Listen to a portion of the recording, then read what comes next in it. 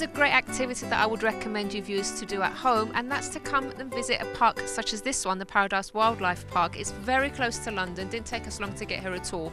And what I love about this particular park is that you get to get really close to the animals. There's so many different animals to see here, and it's just a lovely experience. So you can come here with your family, or you can just come here alone and have a walk around and just unwind, and it's very, very relaxing too. So let's take a look around.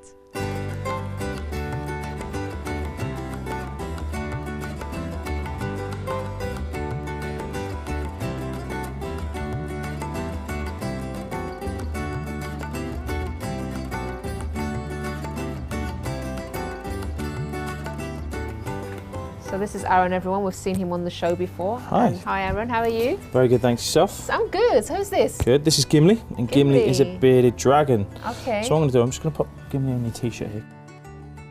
As you can see, they like to just cling on and have a bit of a cuddle. Oh, he's lovely. And they're pretty unique animals, as you can see. I'm used to holding a cat, but not one of these. And he's so calm and like...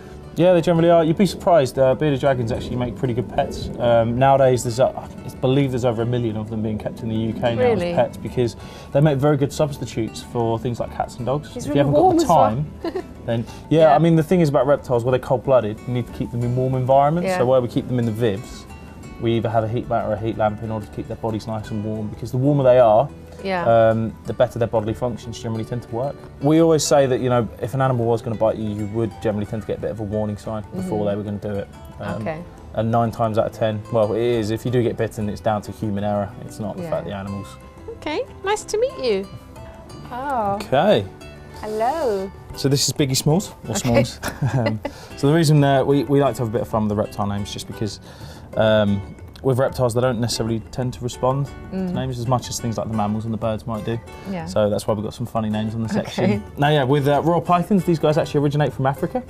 And it's believed that the reason they get the name royal is because if you go back through African culture, tribal leaders, kings, queens, even people that were fairly wealthy back in the day, they would have actually worn these guys alive as jewellery. Oh. And that was a sign that you came from royalty or wealth. Gosh. Okay. So pretty cool, eh? So the reason that we stroke down is just simply because, as you can see, these guys have got an awful lot of scales, and we don't want to pull those scales back, so that's why we all stroke downwards. So yeah, one thing that a lot of people misinterpret about snakes is that they're going to feel quite slimy. Not at all. But that isn't the case. No, their skin is actually made from the same material as our hair and fingernails. So it's actually a substance called keratin, so they're very, very smooth. So that's one thing that a lot of people generally tend to not realise about snakes. And one of the things that freak people out about snakes a lot is the fact that they feel like they're going to be very slimy, but not at all. If you ever meet anyone who's afraid of a snake, just get them to rub their fingernail. It's exactly the same. So, that's true. So yeah, pretty cool, eh? Yeah, beautiful. Someone with a very cute face. What do you think it is? Looks like a hedgehog, but I know it's not. It is not, no. So even though this guy looks just like a hedgehog, has all the same characteristics, they're not actually related to a hedgehog in any way, shape or form. They're called tenrecs, it's spelled T-E-N-R-E-C, and they're from the island of Madagascar. And believe it or not, they're actually from the same family as elephants or manatees. No. So yeah, if you want to have a stroke, you're more than welcome to. Just stroke downwards that way.